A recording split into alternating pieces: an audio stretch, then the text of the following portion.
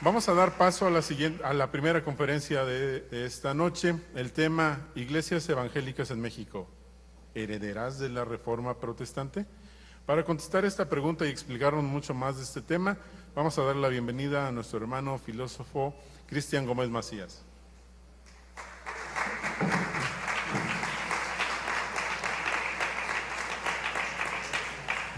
Muchas gracias. De repente creo que se hace mucho eco. ¿Se oye bien? Se oye bien.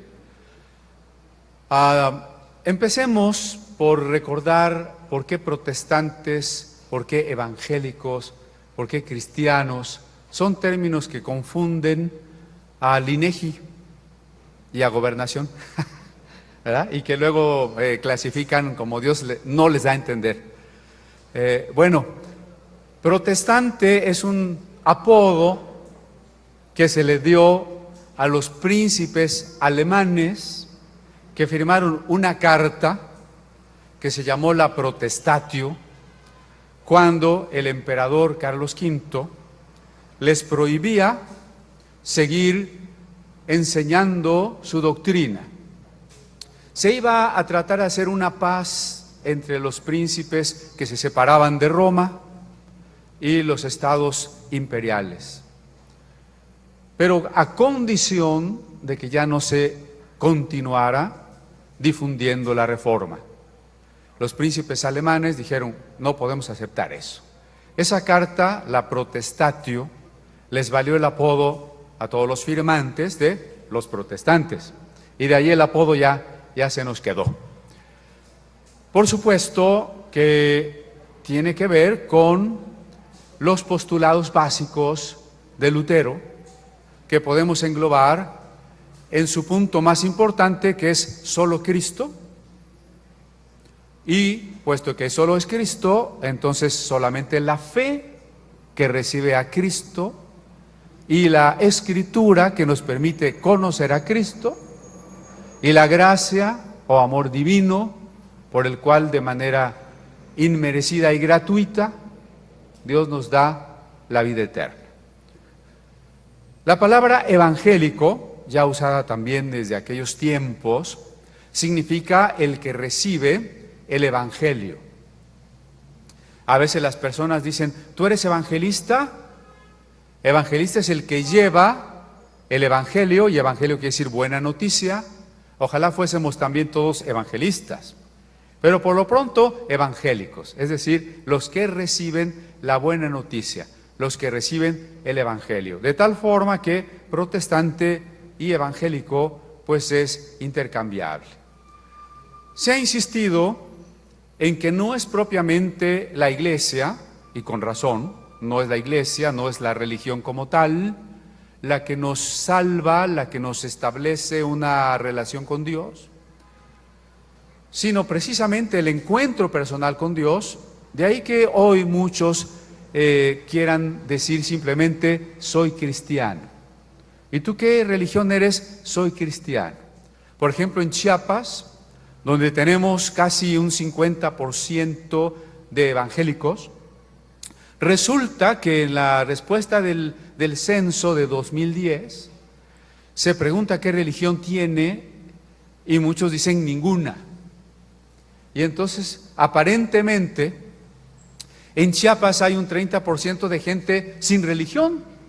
Usted se imagina que los chiapanecos, Noel, son ateos o son agnósticos o qué. No, lo que pasa es que muchos evangélicos no se quieren identificar pensando que la religión es algo contrario a la fe, y solamente se identifican sin religión. Y dicen: porque el cristianismo no es una religión, lo cual no es del todo cierto. Ya si da tiempo a las preguntas que van a hacer después del ensamble, lo podemos comentar, ¿no? Pero ellos piensan: es que el cristianismo no es religión, es un estilo de vida o es algo así. Por tanto, resulta que aparentemente hay mucha gente sin religión, pero en realidad son evangélicos. Bueno, la pregunta es si las iglesias evangélicas de México son herederas de la Reforma. De entrada tenemos que decir que sí, aunque después tenemos que decir que no. Primero sí, aunque muchas no lo saben. No voy a decir nombres, pero hay pastores, hay ministros que ni siquiera saben que se celebran los 500 años de la Reforma. Otros que lo han oído, pero no les interesa. Y incluso algunos que dicen, ¿y qué tenemos que ver nosotros con Lutero? Si Lutero era católico. Y ahora tenemos a los evangélicos judaizantes, que por cierto no son ya reformados, que dicen, Lutero o Casiodoro de Reina era un católico, por tanto su Biblia está mal. Fíjense el aparente razonamiento, ¿no? Entonces, bueno, a no querer, las iglesias de nuevo cuño, las iglesias nuevas, no tienen memoria histórica. Piensan que el cristianismo empezó con ellos, que la música empezó con los cantantes que se empezaron a hacer famosos a finales de los 90, ¿no? Que la Biblia pues casi les llegó del cielo, ¿no? No tienen idea de la historia de la Biblia. Entonces, ante la pregunta si las iglesias evangélicas son herederas de la Reforma, tenemos un primer problema: la falta de memoria histórica. ¿Qué tan importante es la historia? Porque alguien puede decir, yo creo en Cristo y a mí la historia me interesa un pepino, ¿verdad? Pero fíjese que el 80% de la Biblia es historia. Historia en el Pentateuco, historia en los libros históricos, relatos históricos en los profetas, los evangelios, el libro de los Hechos, etc. El 80% de la Biblia es historia. Entonces, ¿será o no importante la historia? Es importante, y en la Biblia hebrea se le llaman profetas. A lo que llamamos historia le llaman profetas, porque la historia tiene la función de mostrarnos cómo Dios nos ha redimido, de dónde nos ha sacado, cómo nos ha traído hasta aquí, quiénes somos. Así que una iglesia que no tenga conocimiento de la historia de la iglesia, de las generaciones que le han antecedido, no sabe quién es, no sabe lo que ha hecho Dios y tampoco está enterada de las herejías que ya se han dado. Todas las nuevas herejías ya son viejas. Alguien ya las postuló y alguien ya les había dado respuesta. Lo que pasa es que no sabemos historia, ¿no? Sí somos herederos de la Reforma, aunque no todos nos llamemos luteranos. Y bueno, déjenme acotar en primer lugar que a pesar de ser diferentes denominaciones, tenemos elementos esenciales en común. Porque por allá afuera un observador puede decir, es que los protestantes son muchas sectas. La prueba de que los protestantes no tienen la verdad es que cada día hay más sectas, hay miles de sectas protestantes. Bueno, la palabra secta, en su sentido sociológico, no es más que un grupo que se escinde, que se corta. En el sentido peyorativo, ofensivo, que algunos quieren darle, es un grupo destructivo, un grupo fanático y cerrado. Las iglesias protestantes en ese sentido no son sectas y tampoco son muchas, pero lo más importante es no son tan diferentes, ¿no? Hay que pensar en esos eslogans que de repente la gente que quiere simplificarlo todo, ¿no? Porque muchas sectas protestantes o católico ignorante, seguro protestante. Y se nos olvida que Lutero era un doctor en teología y en una época en que muchos clérigos eran ignorantes y él se sabía la escolástica y la patrística y la Biblia y muchas cosas, ¿no? Bueno, entonces, ¿qué es lo esencial a las diferentes denominaciones protestantes? En primer lugar, tener la Biblia como principal o máxima, mejor dicho, máxima norma de la fe. No se puede tener una cabeza en el protestantismo, porque si tuviésemos una cabeza en el protestantismo, tendríamos un papa protestante. Y precisamente en las discusiones de Lutero con John Eck, el teólogo de Roma, él al tener que estudiar la Biblia para argumentar, fue siendo cada vez más consciente que la figura de un papa no estaba en la Biblia. Entonces, es un principio protestante. No puede haber un papa como vicario, como el que está en lugar de Cristo, porque en lugar de Cristo está el Espíritu Santo. Entonces no puede haber un papa católico y un papa protestante, ¿no? Eso tiene su lado, si usted quiere, negativo, porque entonces al no haber una centralización, al no ser la iglesia protestante una entidad monolítica, bueno, pues entonces se parte en muchos pedacitos. Pero aún así hay papitas, no las sabritas, sino de repente alguna denominación tiene su gran jerarca, su siervo de Dios, no me refiero a nadie en particular, que a veces hace las mismas tareas verticales, episcopales del catolicismo, ¿no? Pero en esencia el protestantismo no puede aceptar una cabeza humana, porque nuestra máxima norma de fe es la Biblia. De ahí que ciertos grupos que la gente identifica como protestantes no son protestantes. Por ejemplo, los testigos de Jehová. Para muchos, sí, los protestantes, los testigos de Jehová.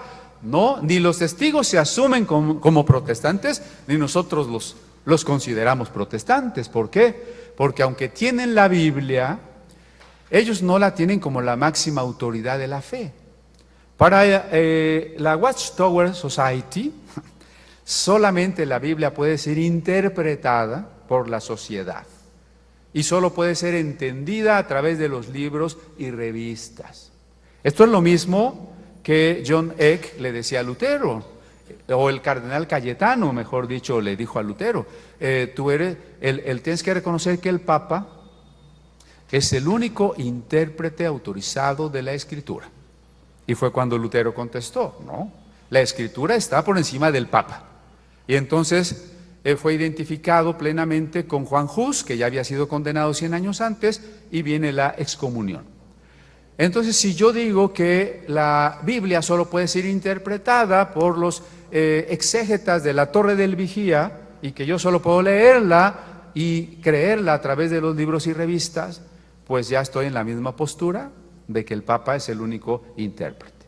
Lo mismo, otro grupo que a veces se considera protestante por los que no saben, son los mormones. Pero los mormones no pueden ser protestantes porque aunque tienen el libro del Mormón, ¿no? Eso en cuanto a lo que es la Biblia. Pero si hablamos también de otra verdad que une a todas las denominaciones protestantes, la justificación por la fe, por gracia, por medio de la fe, pues esos grupos tampoco creen en la justificación por la gracia, como no lo cree la luz del mundo. Por ahí, en esas clasificaciones que a veces hace el gobierno, la luz del mundo está dentro de las iglesias pentecostales, dentro de las iglesias cristianas no católicas.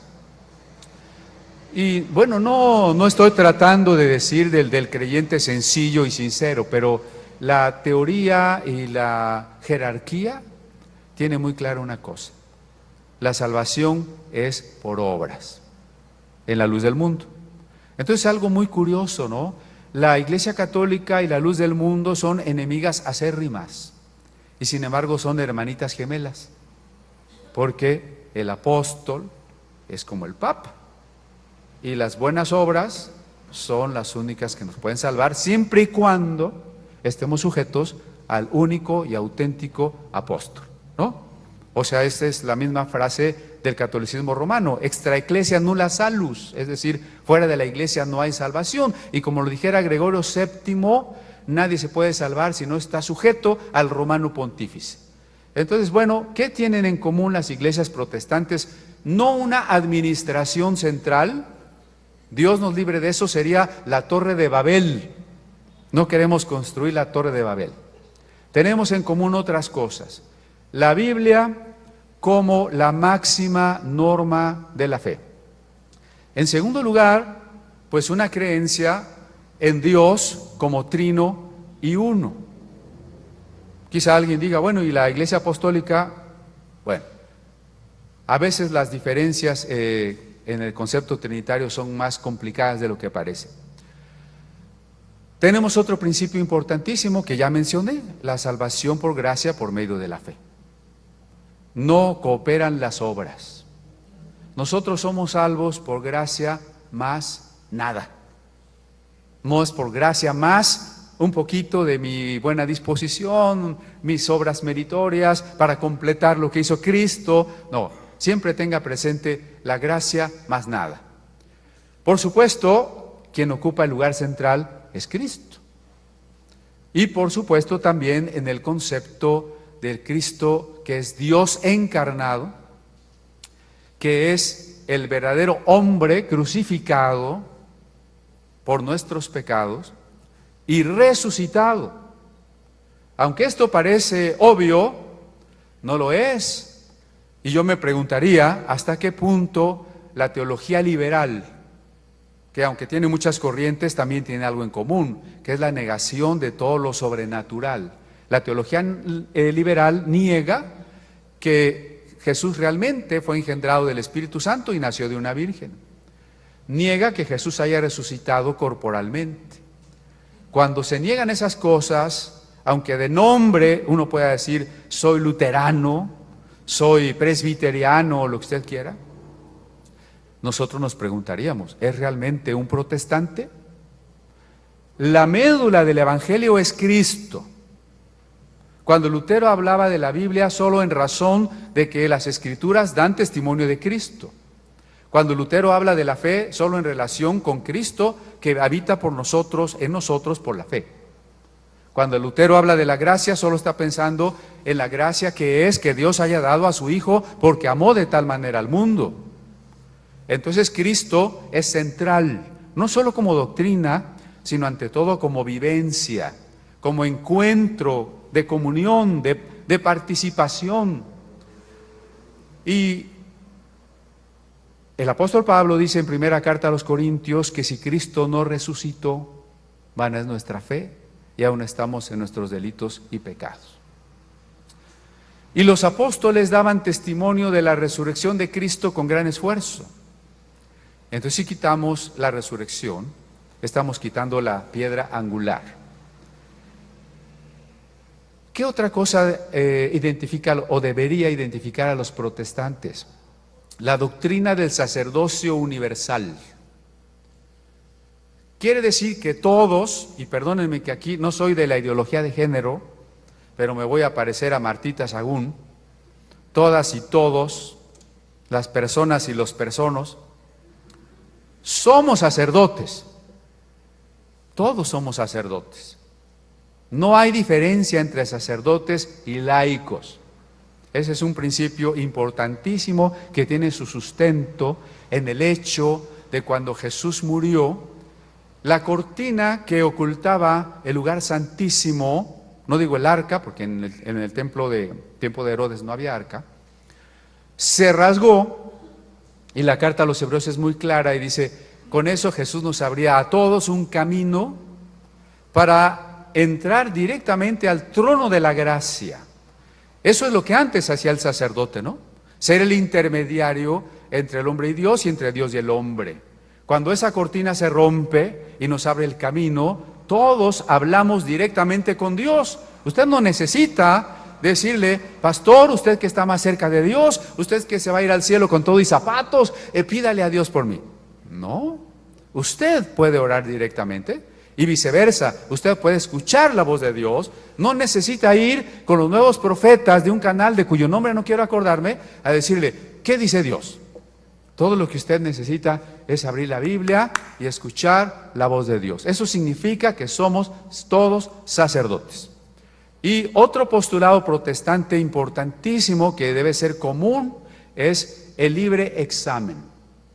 ¿Qué quiere decir eso? Que cada creyente debe enfrentarse directamente al texto en su idioma. No quiere decir libre que la interprete como quiera, Ni Lutero, ni Calvino, ni Zwingli, a nadie se le hubiera ocurrido semejante absurdo. La doctrina del libre examen significa que tengo la libertad de rechazar cualquier cosa que yo no encuentre expresamente en la Biblia. Ni el Papa, ni el magisterio de la Iglesia, ni la tradición, ni el apóstol, ni el profeta, ni el pastor, ni el teólogo me pueden obligar a aceptar, a creer o a hacer algo que yo no encuentro con toda claridad en las Sagradas Escrituras. Esa doctrina del libre examen daba a cada individuo la oportunidad de tener un pensamiento crítico, mientras la Contrarreforma prohibía la traducción de la Biblia y la impresión de la Biblia, mientras prohibía que los laicos se acercaran a la Biblia o intentaran predicarla o interpretarla, y el laico se tenía que sujetar a los dogmas, y eso es México de la época colonial, que por más de 3 siglos fue sumido en la ignorancia, en la censura, en la falta de libertad de imprenta, en la falta de libertad de pensamiento. La Reforma proponía lo contrario, el libre examen, pensamiento crítico, lee, piensa, compara, rechaza, aprueba. No en balde, los países herederos de la Reforma son los países del primer mundo. Y los hijos de la Contrarreforma, como dice Octavio Paz, nosotros, pues no sabemos leer y escribir. Estos son los postulados básicos que unen a las iglesias protestantes sin necesidad de un centro administrativo. Por eso nos reconocemos como hermanos. Si no somos sectas, desgraciadamente sí, puede haber muchas veces espíritu sectario. ¿Qué es espíritu sectario? Cuidado, yo soy metodista, no te juntes con los presbiterianos. Yo soy bautista y los luteranos no creen en el rapto, esos ya se van a ir al infierno. Juan Wesley decía, en lo esencial, unidad. En lo no esencial, libertad. Pero en todo, caridad. Somos hijos de Dios, queramos o no queramos. Aunque usted me caiga mal, es mi hermano. Tenemos el mismo papá. Y entonces tenemos que reconocer esa unidad que es un hecho espiritual, es un hecho realizado por Dios. Y a pesar de que tengamos muchas interpretaciones en las cosas secundarias, debemos tener una unidad en lo esencial, como dice Efesios, un Señor, una fe, un bautismo, un espíritu, etcétera, ¿no? Oye, pero que si el bautismo es por aspersión, por inmersión, que si los niños, que los adultos, que si la tribulación primero, la tribulación después, todo eso no tiene la menor importancia respecto a la unidad, respecto al reconocimiento de que los que hemos invocado a Jesús como el Señor somos hermanos. No estoy diciendo soy hermano de cualquiera, ¿no? Algunos son primos, pero el que ha invocado a Jesús como el Señor es mi hermano. Está en la iglesia que menos me gusta, no está de acuerdo conmigo, pero es mi hermano, ¿no? Ahora, ¿cuál es el problema entonces? Porque históricamente toda iglesia cristiana no católica, a menos que sea iglesia ortodoxa griega, es heredera de la Reforma, lo sepa o no lo sepa, lo quiera o no lo quiera. Porque si usted se acerca a las iglesias neopentecostales y le dice tú eres protestante, se asusta y dice ¿qué es eso? ¿No? Sin embargo, es heredera de la Reforma protestante, aunque ya le haya tocado poquita herencia, pero es heredera. Ahora bien, muchas iglesias que se asumen como protestantes tienen problemas. Han olvidado los postulados protestantes y se están portando como si no fueran protestantes. Por ejemplo, la Biblia como máxima norma de fe. ¿Sabe que hay en muchos lugares como máxima norma de fe? La costumbre, la tradición, nuestra confesión de fe. Él siempre lo hemos hecho así. Y peor, esta fue una revelación que recibió el apóstol. Esta es una revelación que trajo el profeta. No, yo tuve una visión, a mí se me apareció un ángel. Y entonces, ¿dónde queda la Biblia? Como la máxima norma de la fe. Hoy nos guiamos hasta por sentimientos, ¿no? Es que yo siento. Ya no cene tantas quesadillas, para que no sienta tanto, ¿verdad? El otro postulado, solo la gracia, también lo hemos olvidado.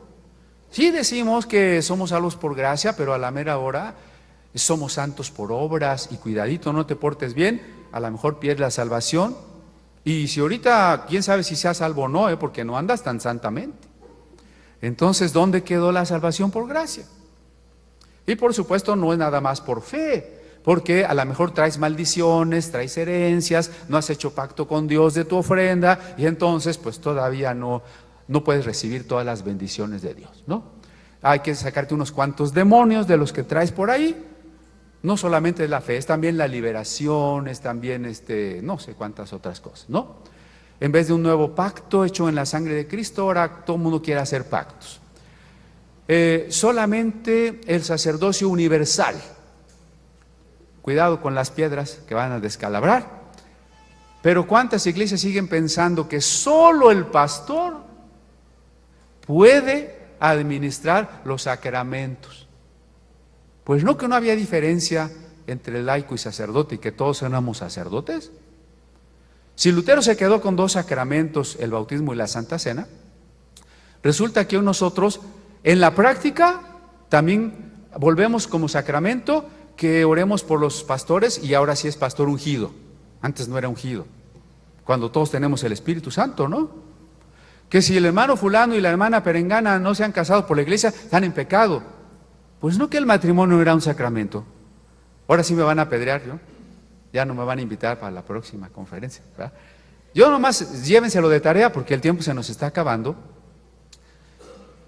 No respetamos, no somos coherentes con el hecho de que todos somos sacerdotes. La libertad de examen. Si tú no crees como se enseña en esta iglesia, búscate otra. ¿Dónde está la libertad? Si simplemente a veces si preguntamos, oiga pastor, ¿y esto cómo es? No preguntes. O peor, ¿no? Tú nada más debes de creer. No preguntes, porque la pregunta es duda y la duda es pecado, y si eres rebelde, Dios te va a castigar y te va a caer la maldición. Creo que la jarocha, por cierto, ¿verdad? Entonces, fíjense cómo esos postulados que deberían ser los que son el sustento, la base de lo que somos, se pierden, los olvidamos y empezamos a comportarnos como si no fuéramos protestantes, aunque nos llamemos protestantes. Y el otro problema que ya mencioné, muchas iglesias ni siquiera conocen su identidad protestante porque no conocen la historia de la iglesia. Así que la invitación a esta celebración de los 500 años es volver a los principios espirituales y teológicos que nos dieron origen. De otro sentido, no habría significado en esta celebración. Estaríamos cayendo en una situación análoga a la que dijo Jesús.